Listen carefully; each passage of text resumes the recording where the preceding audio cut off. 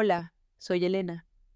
Mi propio hijo, el día que debía consolarme por la pérdida de su padre, me miró a los ojos y me dijo, «Ya no llores, mamá. Ahora todo es nuestro».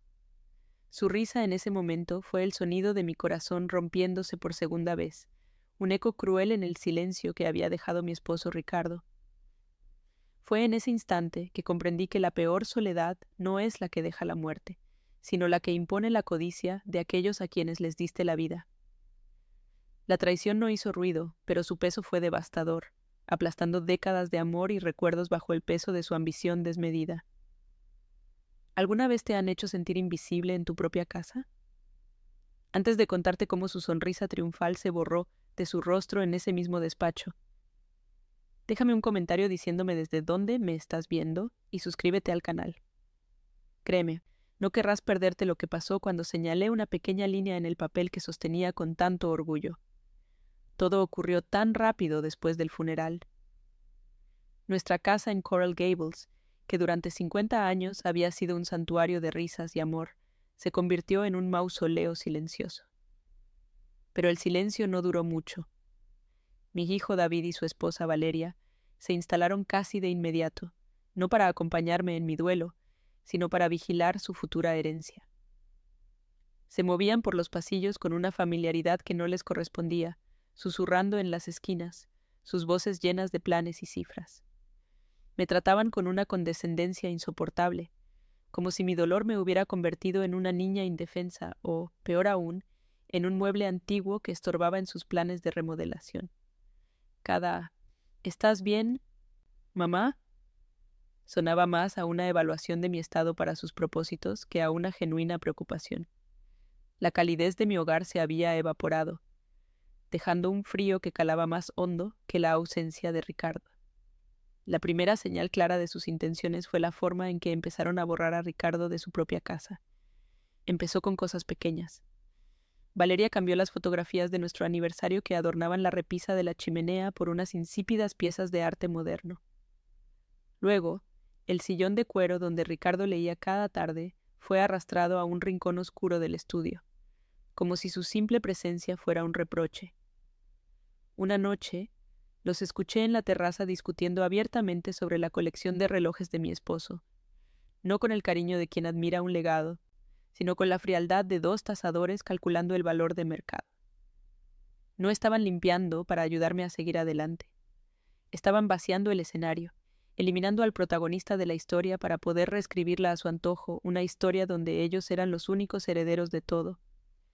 A veces, cerraba los ojos y podía escucharlo. La voz de Ricardo resonando en el jardín mientras cuidaba sus orquídeas, su risa profunda llenando la sala durante nuestras cenas familiares. Recuerdo una tarde, sentados en el porche, cuando me dijo que esta casa era nuestra fortaleza, un lugar construido con algo más que ladrillos y cemento.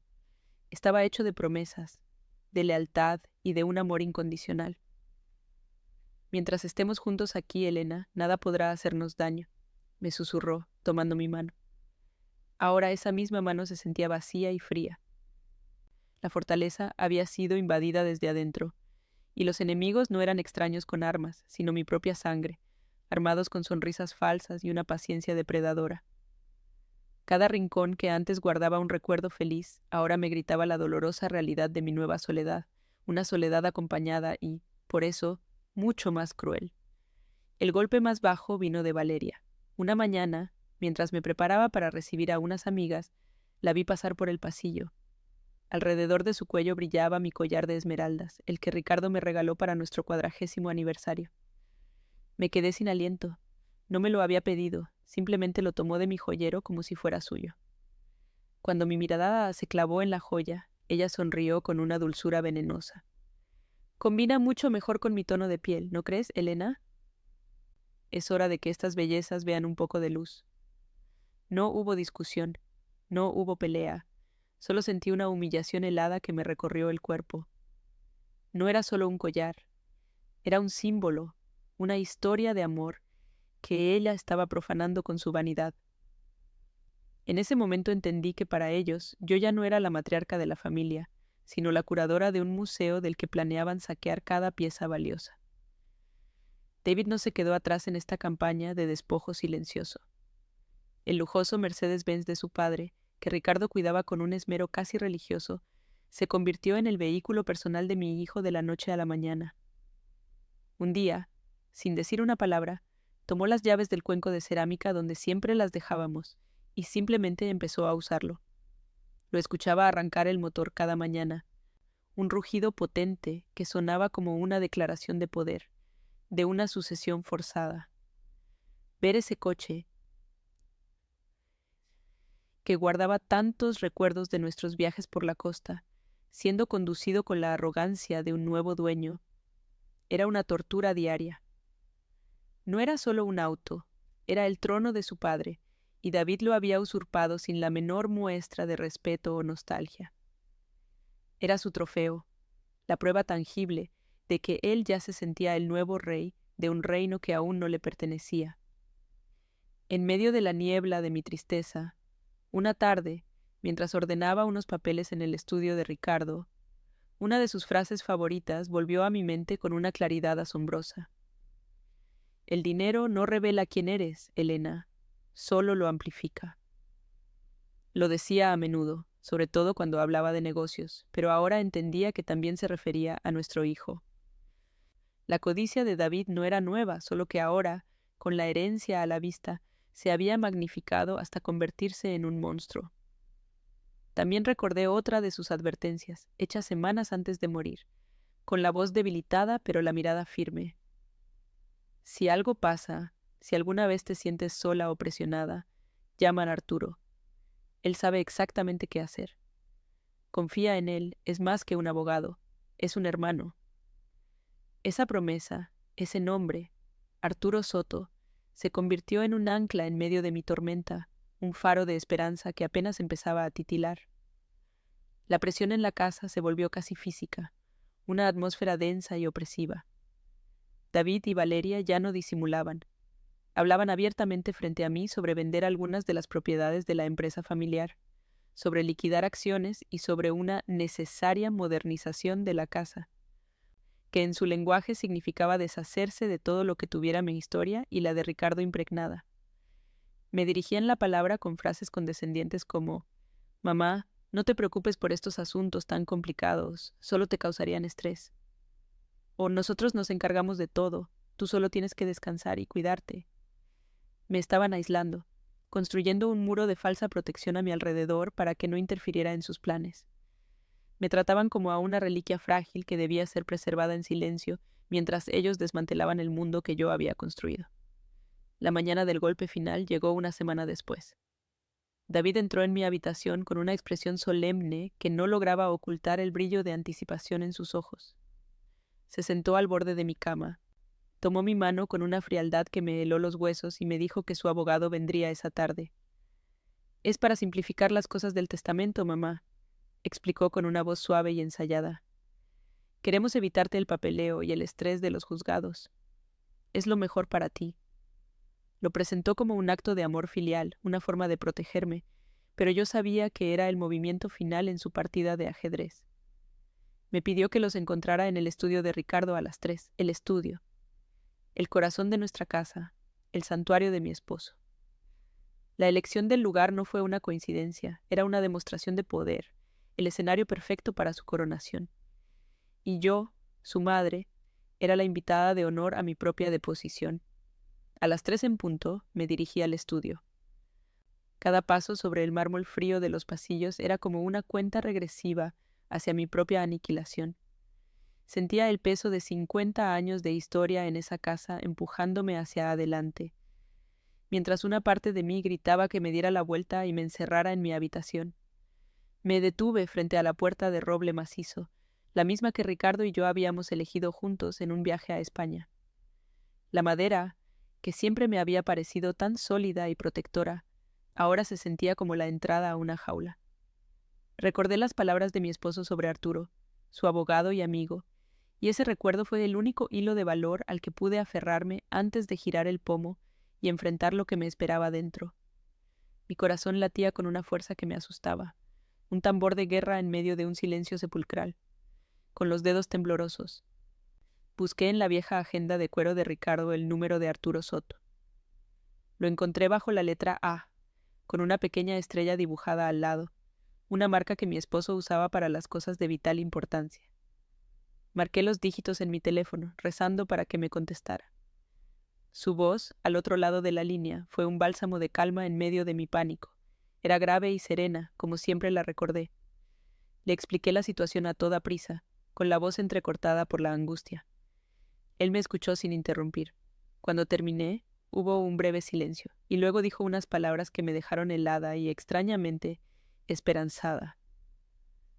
Elena, escúchame con atención. No te opongas, no discutas. Cuando te den el papel, simplemente fírmalo. Confía en el plan que Ricardo y yo preparamos. Confía en él. Colgó antes de que pudiera hacer una sola pregunta, dejándome con una mezcla de terror y una fe ciega en la previsión del hombre que amé. Las horas que siguieron a esa llamada fueron una tortura psicológica. Me senté en el salón, fingiendo leer un libro, pero mis ojos no veían las letras. Solo podía observar a Valeria moviéndose por la casa como si ya fuera la dueña y señora. Daba órdenes al personal de limpieza con una autoridad que no le correspondía, señalando los muebles que habría que cambiar, y hablando por teléfono en voz alta sobre una gran fiesta de inauguración que planeaba dar. En un momento se acercó a mí con una sonrisa condescendiente y me preguntó si necesitaba ayuda para elegir algo apropiado para la reunión. No querrás parecer demasiado abatida frente al abogado de David, dijo, con una dulzura venenosa. La humillación era tan palpable que podía saborearla, un gusto amargo en la boca que ahogaba mi dolor y lo convertía lentamente en una furia fría y silenciosa. Cuando finalmente me levanté para ir al estudio, hice un recorrido deliberado por la casa. Pasé por el lugar donde solía estar el sillón de cuero de Ricardo, ahora ocupado por una ridícula escultura metálica que Valeria había comprado. Toqué la pared desnuda donde antes colgaba nuestra foto del día de la boda, un espacio vacío que gritaba su ausencia. Cada objeto borrado, cada recuerdo profanado, no me hundía más en la tristeza, sino que avivaba una llama de determinación dentro de mí. Ya no era solo la viuda desconsolada, era la guardiana de un legado que estaba siendo pisoteado. Recordé la mirada de Ricardo en sus últimos días, una mirada llena de amor, pero también de preocupación por mí, por nuestro hogar. Sentí como si su fuerza se transfiriera a mí, una armadura invisible para la batalla que estaba a punto de librar. Al entrar en el estudio, la escena confirmó mis peores temores. David estaba sentado detrás del imponente escritorio de caoba de su padre, ocupando su silla como si fuera un trono que acababa de conquistar. A su lado, un hombre de traje impecable y sonrisa ensayada, su abogado, me observaba con una mirada evaluadora. Valeria estaba de pie cerca de la ventana, con los brazos cruzados, una pantera esperando el momento de saltar sobre su presa. El ambiente era denso, cargado de una codicia apenas contenida. Sobre el escritorio, junto a una pila de documentos, estaban las llaves del Mercedes de Ricardo, puestas allí a propósito, un símbolo descarado de su usurpación. Me ofrecieron una silla frente a ellos, colocándome deliberadamente en una posición de inferioridad, como una súbdita llamada a comparecer ante su nuevo rey.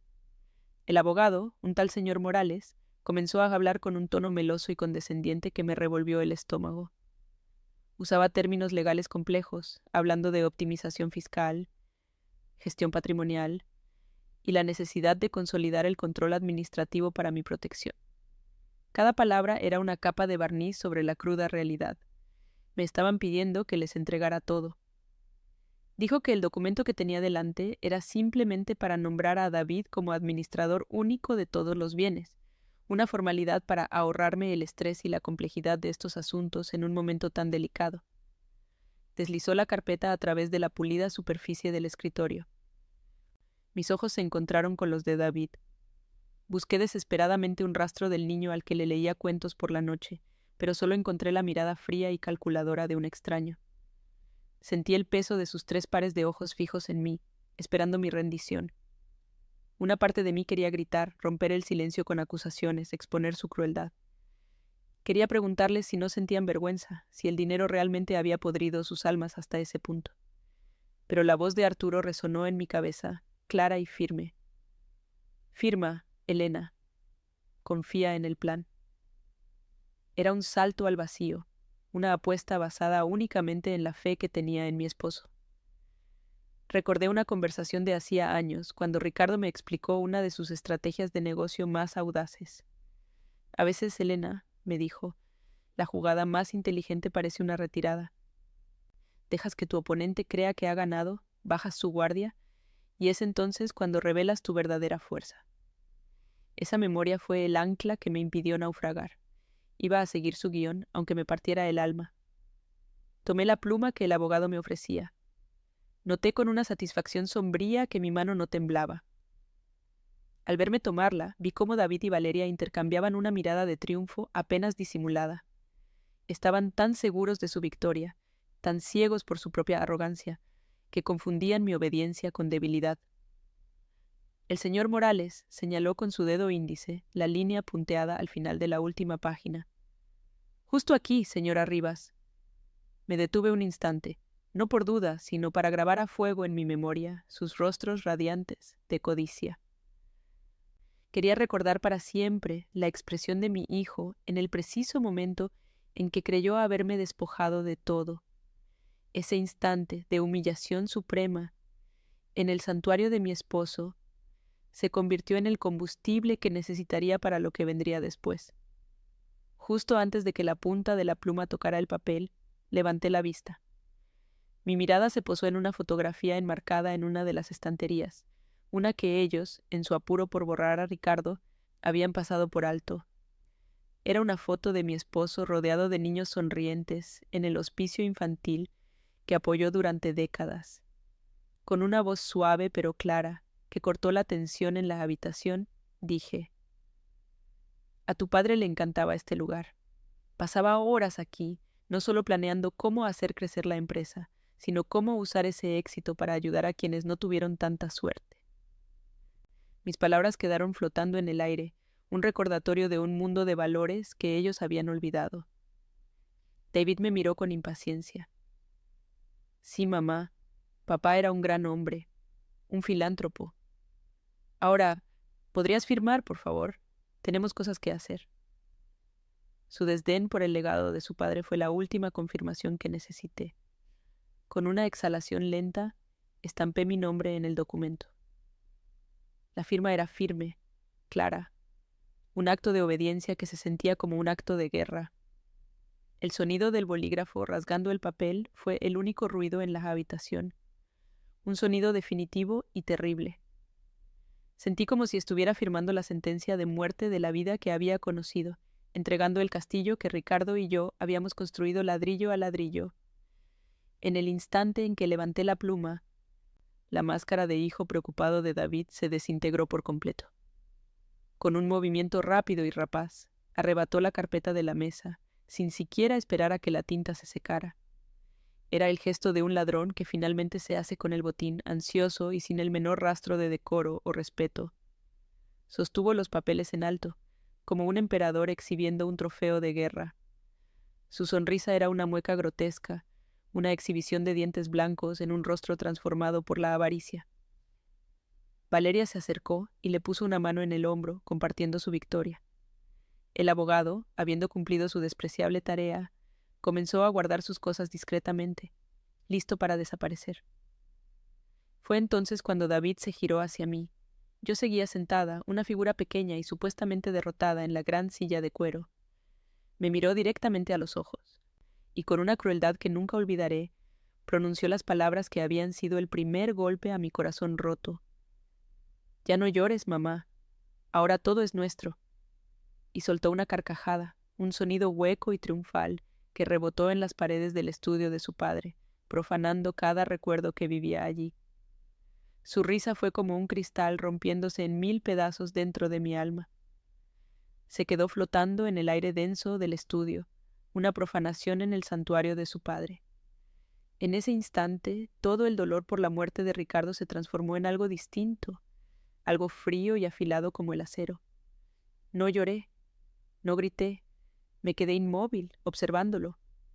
Vi a mi hijo, el hombre que crié, convertido en un buitre celebrando sobre un cadáver que aún estaba tibio. Valeria se le unió, su mano en su brazo, su sonrisa un eco de la de él. Ambos me miraban, esperando mi derrumbe, mi llanto, la confirmación final de su victoria. Pero no les di esa satisfacción. En mis ojos no encontraron lágrimas, sino el reflejo de una calma gélida que pareció desconcertarlos por un segundo.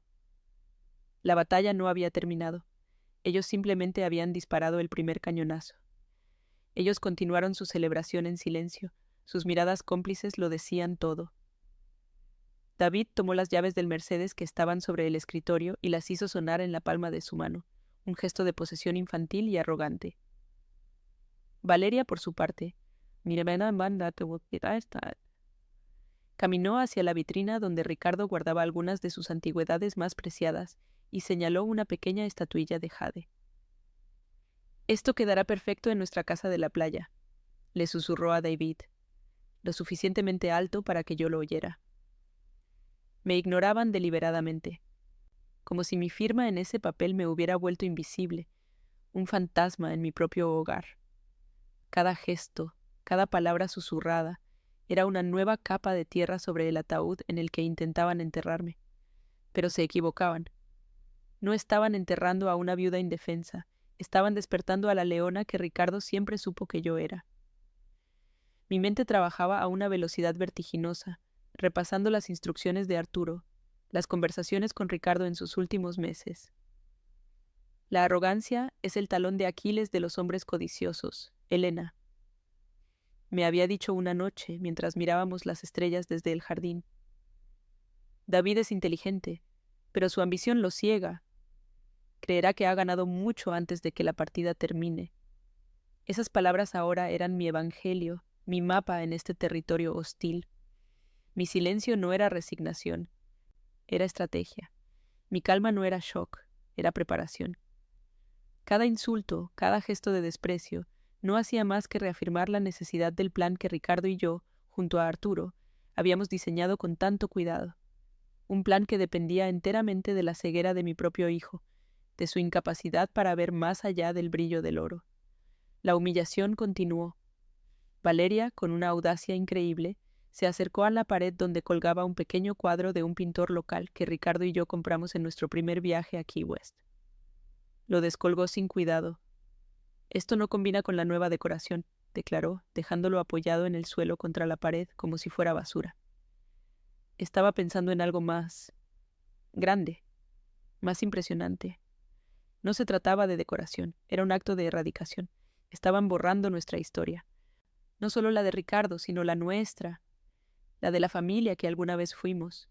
Y David lo permitía, lo alentaba con su silencio aprobador. Observaba la escena desde el escritorio de su padre, el nuevo rey en su trono, supervisando el desmantelamiento de su propio pasado sin una pizca de nostalgia o remordimiento. El abogado, el señor Morales, que hasta ese momento había permanecido como una sombra eficiente, comenzó a mostrar signos de incomodidad. Su trabajo estaba hecho, pero la crueldad explícita de sus clientes parecía estar más allá de lo que su ética profesional, por laxa que fuera, podía soportar. Aclaró la garganta, recogió su portafolio y se dirigió a la puerta, evitando mi mirada.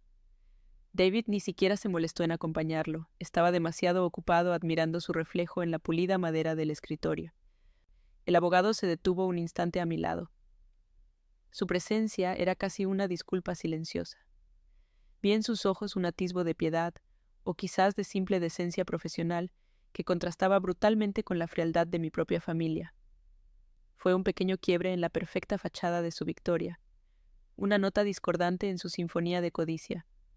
Justo antes de salir, el señor Morales se inclinó ligeramente hacia mí, bajando la voz para que solo yo pudiera escucharlo. David y Valeria estaban absortos discutiendo sobre qué pared derribar primero, así que no le prestaron atención. «Señora Rivas», susurró, «fue un placer. Como formalidad, siempre recomiendo que la parte cedente tenga a su propio consejero legal para revisar cualquier documento de esta magnitud, especialmente cualquier anexo o cláusula adicional que pudiera no ser evidente a primera vista». Levantó la vista, se aseguró de que no lo escuchaban y añadió, «Es su derecho». No fue una advertencia directa, pero en el mundo de los eufemismos legales fue un grito de alarma. Sus palabras fueron la primera ráfaga de viento fresco en esa habitación sofocante, la confirmación externa de que el camino trazado por Arturo y Ricardo era el correcto. Agradecí al abogado con un leve asentimiento, manteniendo mi rostro impasible. En cuanto la puerta se cerró tras él, David se volvió hacia mí con una sonrisa burlona. ¿Ves, mamá? Todo salió perfecto. Sin complicaciones, ahora no tienes que preocuparte por absolutamente nada. Su condescendencia era casi cómica. Él creía que me estaba relegando a un rincón oscuro de la vida, sin saber que acababa de entregarme la linterna y el mapa para salir de él. La mención del abogado sobre los anexos resonó en mi mente, no como una revelación, sino como una validación. El plan de Ricardo era más sólido de lo que imaginaba. Mi esposo no solo había anticipado la codicia de David, sino que también había contado con la decencia residual de un extraño para darme una última señal. Con una serenidad que los dejó perplejos, me levanté de la silla. Mis movimientos eran lentos, deliberados. No dije nada. Simplemente caminé hacia la puerta del estudio. Valeria me miró con suspicacia, como si esperara un arrebato de histeria tardío. David, por su parte, parecía genuinamente confundido por mi falta de reacción. ¿A dónde vas, mamá? Deberías descansar. Su falsa preocupación era un insulto más. Me detuve en el umbral y me giré para mirarlos por última vez en ese escenario de traición. Tienes razón, hijo, dije, mi voz sorprendentemente firme. Ya no tengo que preocuparme por nada de esto. Tengo una llamada importante que hacer. Dejé la frase suspendida en el aire, cargada de un significado que ellos, en su ceguera triunfal, eran incapaces de descifrar. Atravesé el pasillo, sintiendo sus miradas clavadas en mi espalda. No fui a mi habitación a llorar, como seguramente esperaban. Me dirigí directamente a la biblioteca, un cuarto más pequeño y acogedor que rara vez usaban. Fui a la sección de historia, al estante donde Ricardo guardaba sus biografías de grandes estrategas. Detrás de un grueso volumen sobre Winston Churchill había un pequeño compartimento secreto en la pared, casi invisible. Ricardo me lo había mostrado hacía años. Para cosas que son más valiosas que el dinero, me dijo. Metí la mano y saqué un sobre sellado de color marfil.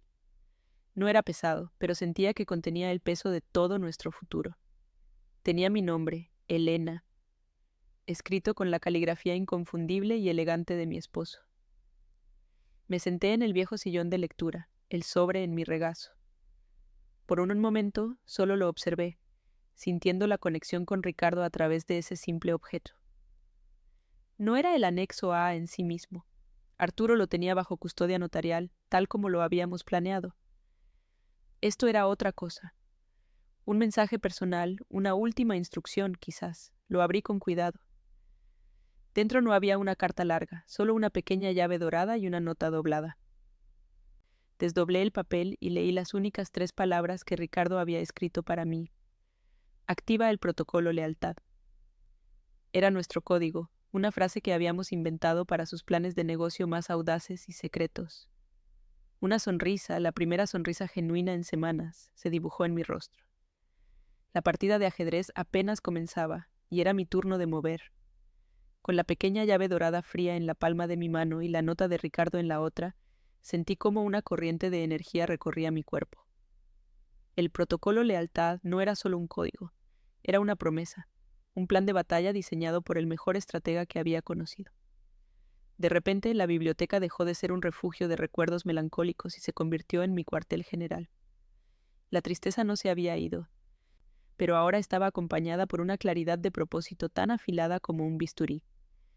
Ya no era la víctima de una tragedia, sino la ejecutora de un testamento, no el que había firmado esa tarde, sino el verdadero testamento de amor y justicia de mi esposo. Sabía exactamente cuál era el siguiente paso. La partida no había terminado, Ricardo simplemente me había pasado el turno. A la mañana siguiente bajé a la cocina y el aire ya estaba cargado de una hostilidad apenas velada. Valeria estaba de pie en medio de la sala, hablando por teléfono con un decorador de interiores, su voz resonando con una autoridad que no le pertenecía. Sí, toda la pared del este tiene que irse. Quiero un espacio abierto, minimalista. ¿Y esos muebles oscuros y pesados? Todo fuera. Ni siquiera bajó la voz cuando pasé a su lado. Me lanzó una mirada rápida, una mezcla de lástima y fastidio, antes de volver a su conversación. David, por su parte, estaba en el comedor revisando unos documentos que parecían planos de construcción. No me dieron los buenos días. Para ellos, yo ya era parte del mobiliario antiguo que planeaban desechar. Su descaro era mi mejor arma, su arrogancia, mi escudo. Me encerré de nuevo en la biblioteca y marqué el número de Arturo desde el teléfono fijo, el que Ricardo siempre usaba. Cuando su voz tranquila respondió, no perdí el tiempo en preámbulos. «Arturo, soy Elena», dije, mi voz firme y sin rastro del temblor de la última vez. «Quiero activar el protocolo lealtad». Hubo una pausa de apenas un segundo al otro lado de la línea, seguida de un cambio perceptible en su tono, que pasó de profesional a cómplice. «Entendido, Elena. Sabía que Ricardo podía confiar en ti. La llave dorada es para la caja de seguridad número 713 en el First National Bank de Brickell. Ve cuando puedas. Dentro encontrarás un sobre sellado. No lo abras. Tráemelo directamente a mi oficina. Yo me encargaré del resto». Sus palabras eran precisas, militares. El plan estaba en marcha. Salir de la casa se convirtió en un pequeño acto de subversión. Cuando les dije a David y Valeria que iba a almorzar con una vieja amiga, apenas levantaron la vista de sus planes. «Claro, mamá. Diviértete», dijo David con una sonrisa condescendiente, como si le diera permiso a una niña para ir a jugar. «No vuelvas muy tarde, ¿sí? El jardinero vendrá a darnos un presupuesto para rediseñar todo el patio trasero». La facilidad con la que aceptaron mi excusa me confirmó lo que ya sabía. Me subestimaban por completo. En su mente, yo era una anciana inofensiva, perdida en sus recuerdos, incapaz de cualquier acción decisiva. Esa ceguera era la base sobre la que Ricardo había construido toda nuestra estrategia. Tomé mi bolso, las llaves de mi propio auto, un modesto sedán que ellos ignoraban, y salí de mi casa sintiéndome como una espía en mi propio territorio. Mientras conducía por la US-1 hacia Brickell, vi algo que me heló la sangre y a la vez endureció mi determinación. El Mercedes-Benz de Ricardo, su reluciente joya negra, apareció en mi espejo retrovisor, conducido a una velocidad imprudente. David estaba al volante, con el teléfono pegado a la oreja, gesticulando con enojo. En un momento le cerró el paso a otro auto con una agresividad innecesaria, el claxon del otro conductor sonando como una queja inútil. Verlo profanar el auto de su padre, un vehículo que Ricardo trataba con un respeto casi ceremonial, no solo como un objeto de lujo, sino como un símbolo de su trabajo duro, fue como una bofetada. No era solo un coche, era el legado de su padre, y David lo estaba tratando con el mismo desdén con el que me trataba a mí. Llegué al banco, un imponente edificio de cristal y acero que reflejaba el cielo azul de Miami. El ambiente frío y silencioso de la bóveda subterránea era un fuerte contraste con el caos emocional de mi hogar. Un empleado del banco me guió hasta la pared de cajas de seguridad. Inserté la pequeña llave dorada en la cerradura de la caja 713. Giró con una suavidad perfecta. Dentro, la caja metálica contenía solo dos cosas. Un sobre de manila grueso y sellado con el nombre Arturo Soto, Skip, escrito en la elegante caligrafía de Ricardo, y debajo, un folleto del hospicio infantil que mi esposo había apoyado durante tantos años. En la portada, sobre la foto de un niño sonriente, Ricardo había escrito una pequeña nota para mí. «Este es el verdadero legado, mi amor. El resto es solo papel». Las lágrimas que no había derramado por humillación, ahora brotaban por amor y comprensión. No me detuve. Con el sobre en mi bolso y el folleto en la mano, conduje directamente a la oficina de Arturo. Su despacho, en el piso 30 de un rascacielos con vistas a la bahía, era un santuario de orden y poder silencioso. Me recibió personalmente en la puerta, con una mirada que mezclaba respeto y una profunda compasión. Le entregué el sobre sin decir una palabra. Él lo tomó y lo colocó sobre su escritorio de caoba, sin abrirlo. «Perfecto, Elena», dijo. «Con esto tengo todo lo que necesito. Ahora, el siguiente paso. Llamaré al abogado de David para programar una reunión final mañana por la mañana en tu casa. El propósito oficial será ratificar los términos de la transferencia de activos. Asegúrate de que estén allí. Es hora de que el telón se levante». Su calma era contagiosa, una roca firme en medio de mi océano turbulento. Cuando regresé a casa esa tarde, la transformación era palpable. David y Valeria habían abierto una botella de champán carísimo, uno que Ricardo guardaba para una ocasión especial. Las copas estaban sobre la mesa del salón y sus risas resonaban en el espacio que pronto esperaban vaciar de mi presencia. Al verme entrar, David levantó su copa en un brindis burlón. «Por el futuro, mamá, y por las transiciones sencillas». Valeria sonrió, bebiendo un sorbo, sus ojos brillando con una codicia que ya no se molestaba en ocultar. No sabían que estaban brindando por su propia caída. Su celebración prematura era la confirmación final de que su arrogancia los había dejado completamente ciegos. Asentí lentamente, con una sonrisa que ellos interpretaron como resignación, pero que en realidad era la calma antes de la tormenta. Esa noche me senté en mi habitación, incapaz de dormir, pero no por ansiedad, sino por anticipación. Saqué de mi joyero la fotografía de mi boda con Ricardo, la que Valeria había quitado de la repisa de la chimenea. La miré durante mucho tiempo, su sonrisa joven y llena de promesas. Le susurré al retrato: «Lo hiciste, mi amor. Cuidaste de mí incluso después de irte. Ahora es mi turno de proteger lo que construimos». No me sentía sola, sentía su fuerza, su inteligencia, su amor incondicional envolviéndome como una armadura. Coloqué el folleto del hospicio en mi mesita de noche, junto a la foto. Eran mis armas para la batalla de mañana, el recuerdo del amor y el propósito de la lealtad. Estaba lista.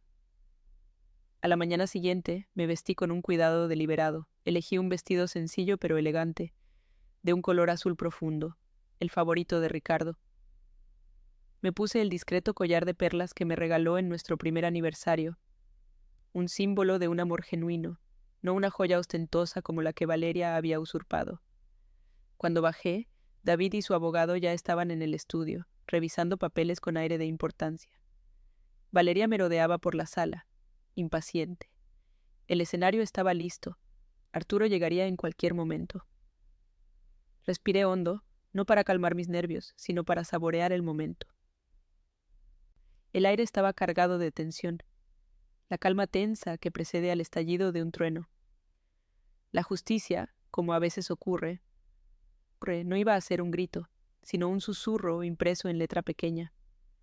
La puntualidad de Arturo Soto era tan impecable como su traje.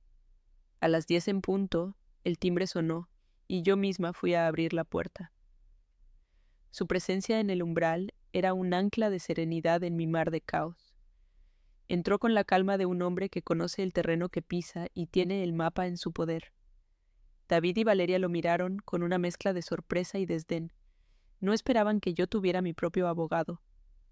«Arturo», dijo David, con una falsa cordialidad que no ocultaba su impaciencia, «¿a qué debemos el placer?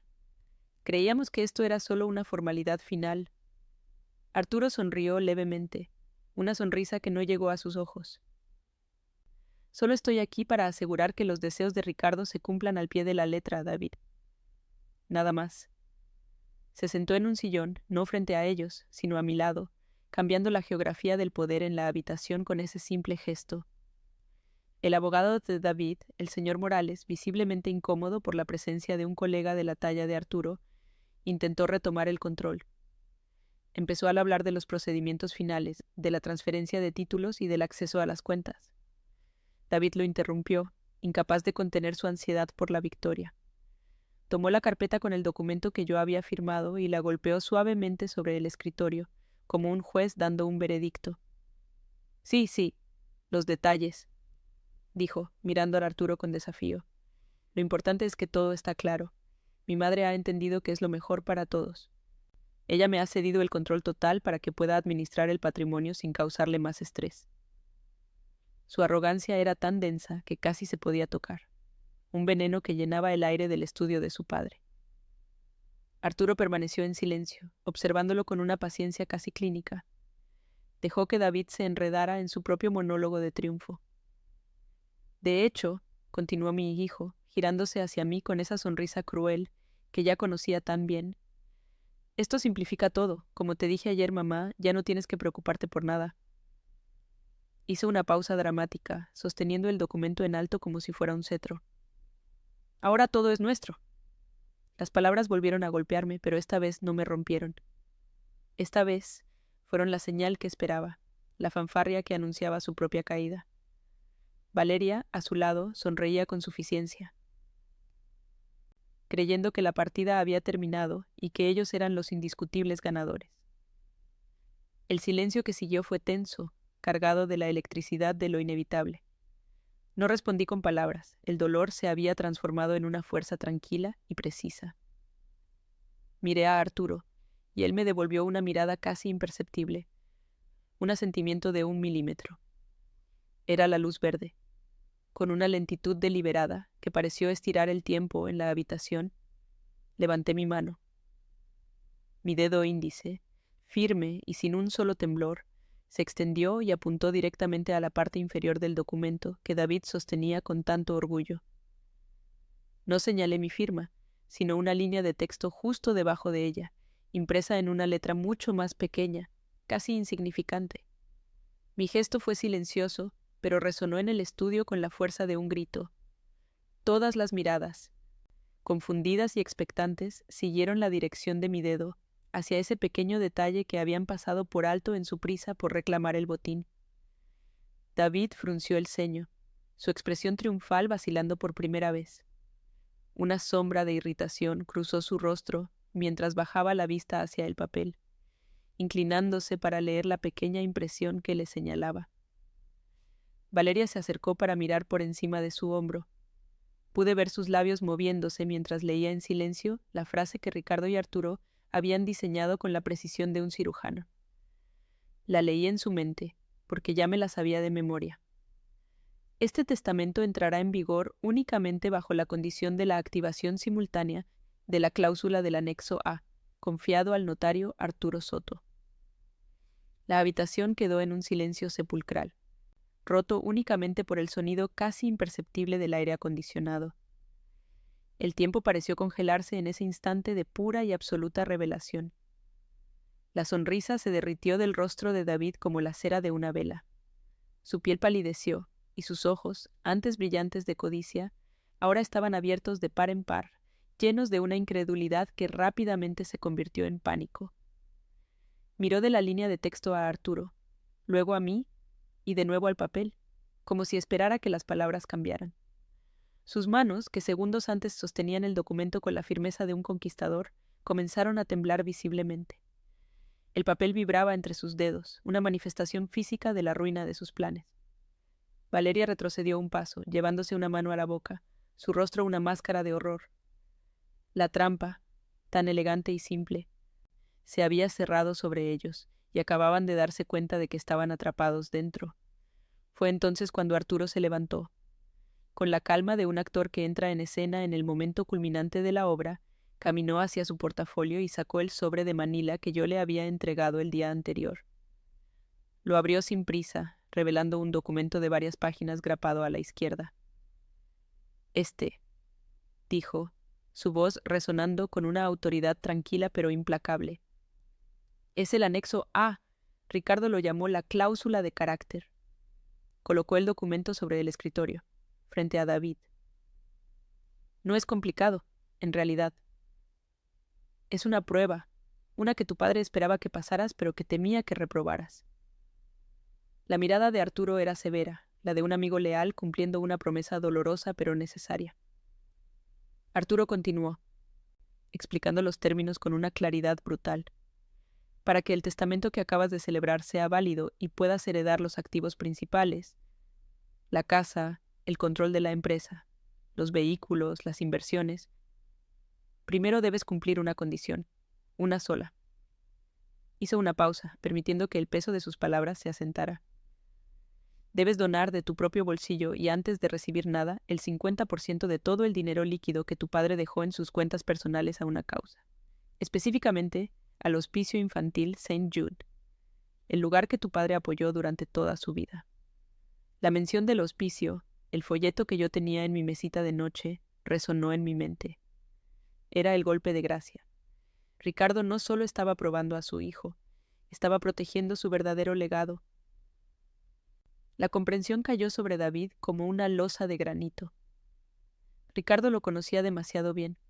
Sabía que la codicia de su hijo era un abismo sin fondo, que la idea de regalar la mitad del dinero en efectivo, la parte más fácil y rápida de gastar, antes de tener el control del resto, sería una tortura insoportable para él. Era un jaque mate brillante. Si se negaba, el testamento quedaba anulado y todo el patrimonio pasaba a ser gestionado por un fideicomiso controlado por Arturo, con el hospicio como principal beneficiario, y yo con un usufructo vitalicio de la casa y una pensión generosa.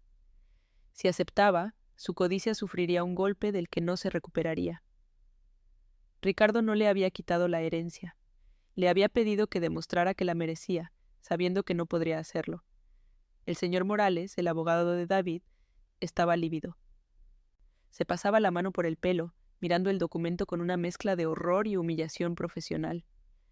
No haber visto esa cláusula, no haber advertido a su cliente, era una negligencia monumental. Su carrera en los círculos de élite de Miami estaba comprometida. Pero David no pensaba en su abogado. Su rostro se contorsionó en una máscara de furia.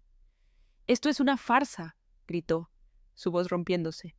«¡Una trampa! Tú lo sabías, me acusó, señalándome con un dedo tembloroso. «¡Me has engañado!». El hombre que se creía un rey minutos antes, ahora, era solo un niño, haciendo una rabieta, expuesto en su mezquindad y su avaricia. Me levanté de mi asiento, sintiéndome más alta y más fuerte de lo que me había sentido en meses. Caminé hacia el escritorio. Tomé el pequeño folleto del hospicio que había traído conmigo y lo coloqué suavemente sobre el testamento que David había dejado caer. La foto del niño sonriente en la portada parecía mirar directamente a mi hijo. Con una voz que no era más que un susurro, pero que llenó cada rincón de la habitación, dije las palabras que había guardado en mi corazón. Tu padre no te engañó, David. Te dio una oportunidad. Lo miré a los ojos, ya no con dolor, sino con una profunda y triste certeza. La herencia más valiosa no se escribe en un papel, sino en el corazón. Él solo quería saber si el tuyo aún funcionaba. Mis últimas palabras quedaron suspendidas en el aire, cortando la tensión como un cuchillo. David me miró, su rostro una mezcla demencial de furia e incredulidad.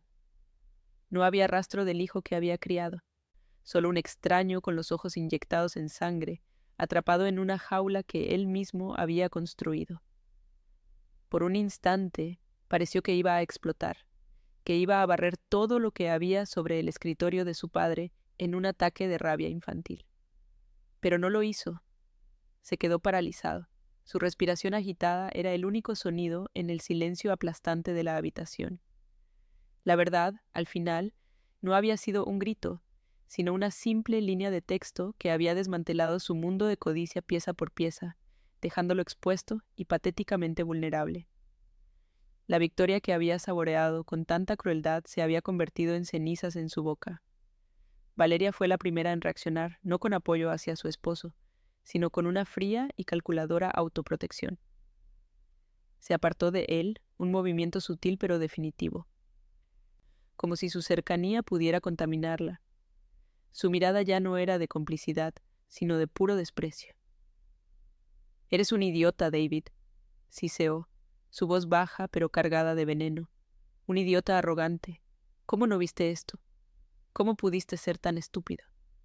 La alianza forjada en la avaricia se disolvió en el instante en que el dinero se volvió inalcanzable. No hubo consuelo, no hubo un «estaremos bien». Solo la cruda realidad de una sociedad comercial que acababa de declararse en bancarrota. En ese momento, vi con claridad que su matrimonio no era más que otro activo en su cartera de inversiones, y acababa de perder todo su valor.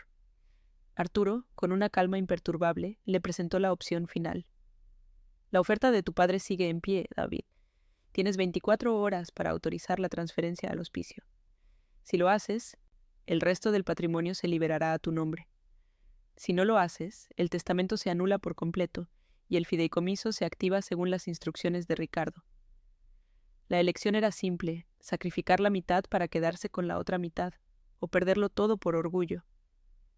David levantó la vista, sus ojos fijos en mí. «Nunca», escupió las palabras. «No le daré la satisfacción. Prefiero quemarlo todo antes que seguir sus reglas ridículas». Era exactamente la respuesta que su padre había predicho. Su orgullo era más grande que su codicia, y esa fue su perdición final. Su salida fue tan dramática como su derrota. David tiró los papeles sobre el escritorio, se dio la vuelta y salió del estudio sin decir una palabra más. Valeria lo siguió, pero no a su lado, sino a unos pasos de distancia, como si ya no fueran parte de la misma historia. Escuché la puerta principal cerrarse de un portazo que hizo vibrar las paredes de la casa. Unos segundos después, el rugido del motor del Mercedes-Benz de Ricardo llenó el silencio, seguido por el chirrido de los neumáticos al arrancar a toda velocidad. Ese fue el último sonido que escuché de él. No era el sonido de un rey partiendo, sino el de un ladrón huyendo de la escena del crimen con las manos vacías. Y con ese ruido, una paz que no había sentido en meses comenzó a instalarse en mi hogar. Cuando el sonido del coche se desvaneció, Arturo se giró hacia mí. Sus ojos, que habían sido tan severos con David, ahora estaban llenos de una cálida compasión. «Se acabó, Elena», dijo suavemente. «Hiciste lo correcto, honraste a Ricardo de la mejor manera posible». Asentí, incapaz de hablar. El peso de las últimas semanas pareció desprenderse de mis hombros. Miré alrededor del estudio, el campo de batalla, y por primera vez desde la muerte de mi esposo, no sentí su ausencia como un vacío, sino como una presencia protectora. El plan había funcionado, la fortaleza que habíamos construido no había caído. Simplemente había resistido su asedio más brutal. En los días siguientes, Arturo se encargó de todo con una eficiencia silenciosa. El fideicomiso se activó. La casa, legalmente, ahora me pertenecía en usufructo vitalicio, lo que significaba que podía vivir en ella hasta el último de mis días sin que nadie pudiera echarme. El resto de los bienes, incluidas las acciones de la empresa y las propiedades, serían administrados por el fideicomiso, cuyo principal beneficiario era, como mi esposo siempre quiso, el hospicio infantil. Yo recibiría una pensión mensual más que suficiente para vivir con comodidad y sin preocupaciones. En cuanto al señor Morales, el abogado de David, Arturo me comentó discretamente que su reputación en Miami había quedado destrozada. No revisar un anexo tan crucial era un error de principiante que le costaría su carrera. La primera mañana, después de su partida, me desperté con una sensación extraña. Silencio, no el silencio opresivo de la tristeza, sino la calma serena de la paz. Bajé las escaleras y la casa se sentía mía de nuevo. El aire ya no estaba cargado de codicia y planes susurrados. Caminé por el salón y mi primera acción fue recoger la fotografía de mi boda del suelo, donde Valeria la había dejado tirada. Limpié el cristal con cuidado y la coloqué de nuevo en su lugar de honor sobre la repisa de la chimenea. Luego, llamé al jardinero, no para rediseñar nada, sino para que me ayudara a mover el viejo sillón de cuero de Ricardo de vuelta a su rincón de lectura. Cada pequeño acto era una puntada, reparando el tejido de mi vida que ellos habían intentado desgarrar. Un par de semanas después, me enteré por una vieja amiga en común de que David y Valeria se habían separado. Sin la promesa de una herencia millonaria que los uniera, su relación se había desmoronado. David, ahogado en deudas que había contraído anticipando su fortuna, tuvo que vender su propio apartamento en Brickell. El Mercedes-Benz de su padre, al ser parte del patrimonio, fue reclamado por el fideicomiso y subastado, y las ganancias fueron directamente a la cuenta del hospicio. Lo perdió todo, no porque su padre se lo quitara, sino porque él mismo se negó a aceptar la única condición que se le pedía: un acto de generosidad. Nunca más intentó contactarme, y yo tampoco lo busqué. La puerta entre nosotros se había cerrado para siempre. No con un portazo, sino con el pesado silencio de una relación rota sin posibilidad de reparación. Ahora, mi vida es tranquila. A menudo me siento en el jardín, cuidando las orquídeas que Ricardo tanto amaba, sintiendo el sol de Miami en mi piel. La casa ya no es un mausoleo, es un hogar lleno de los ecos de 50 años de amor y risas. A veces miro la foto en la repisa y le hablo a mi esposo. Le cuento que su legado está a salvo, no el de los edificios y las acciones, sino el de la bondad y el carácter. He recuperado mi dignidad, no con gritos ni peleas, sino con la fuerza silenciosa que él siempre supo que yo tenía. La soledad es diferente ahora. No es un vacío, es un espacio lleno de paz, un santuario que protegí y que ahora me protege a mí. La herencia más valiosa, al final, no era la que estaba escrita en el papel, sino la paz que encontré al honrar el corazón del hombre que amé. Mi historia comenzó con una frase cruel. Ahora todo es nuestro. Durante mucho tiempo esas palabras resonaron en mi cabeza como el eco de la traición. Pero hoy entiendo que mi hijo, en su ceguera, tenía razón, aunque no de la manera que él creía, porque lo que yo recuperé ese día, lo que realmente es mío, no se puede tasar, ni firmar, ni transferir. Lo que es mío son los 50 años de risas en este jardín, el calor de la mano de mi esposo en la mía, el orgullo de haber construido una vida basada en el respeto y la lealtad. Eso es todo. Y eso es algo que su codicia nunca pudo, ni podrá, tocar jamás. Es un tesoro invisible que llevo dentro de mí, y es la herencia más valiosa que nadie me podrá arrebatar. Aprendí de la manera más dura que el verdadero valor de una vida no se mide por el saldo de una cuenta bancaria o el lujo de un coche. Se mide por el carácter. Un hombre puede tener el mundo a sus pies, pero si su corazón está vacío de integridad, no tiene nada. Ricardo me enseñó eso, no con sermones, sino con su ejemplo. Su mayor inversión no estaba en la bolsa de valores, sino en la gente que ayudaba, en la lealtad de un amigo como Arturo, en el amor que construimos entre estas paredes. El dinero solo amplifica lo que ya eres. En el caso de mi amigo, amplificó un vacío. En mi caso, amplificó una fuerza que no sabía que tenía, la fuerza para defender un legado que no está hecho de papel, sino de principios. La codicia es una jaula que uno mismo construye, y mi hijo se encerró en ella. No siento alegría por su caída, solo una profunda tristeza. Al perseguir el dinero, lo perdió todo, su familia, su historia, y al final, incluso el propio dinero. Su arrogancia fue su perdición, la creencia de que el mundo y las personas que lo habitan son simplemente piezas en un tablero de ajedrez para ser manipuladas. Pero se olvidó de que algunas piezas, las que parecen más pequeñas y silenciosas, como una madre de luto, a veces tienen el poder de cambiar todo el juego. Su historia es una advertencia de que cuando persigues la riqueza a cualquier costo, el primer precio que pagas es tu propia alma. También descubrí una fuerza que no sabía que poseía, una que no viene de los gritos ni de la confrontación, sino del silencio y la convicción. Durante semanas me sentí invisible, una reliquia en mi propio hogar. Pero esa invisibilidad se convirtió en mi mayor ventaja. Me permitió observar, recordar y actuar cuando nadie lo esperaba. La verdadera fuerza no siempre ruge como un león. A veces, susurra como el viento, esperando el momento justo para señalar la verdad escrita en letra pequeña. A todas las personas que se sienten subestimadas o ignoradas, les digo, su silencio no es debilidad, es poder en reserva. Úsenlo con sabiduría. El legado de mi esposo, al final, no fue el patrimonio que dejó, sino el plan que diseñó para protegerlo. Fue su último acto de amor, una red de seguridad tejida con inteligencia, previsión y un profundo conocimiento de la naturaleza humana. No me dejó sola. Me dejó un mapa y las herramientas para navegar la tormenta. Me enseñó que la mejor defensa no siempre es un muro, sino una puerta oculta que solo la lealtad puede abrir. Honrar su memoria no significaba aferrarme a sus cosas, sino vivir según los valores que él defendió. Y al hacerlo, encontré no solo justicia, sino también mi propia paz. Quizás tú también has enfrentado una batalla silenciosa en tu propia familia, una lucha no por dinero, sino por dignidad y respeto. Quizás te han hecho sentir que tu voz no importa o que tu tiempo ya pasó.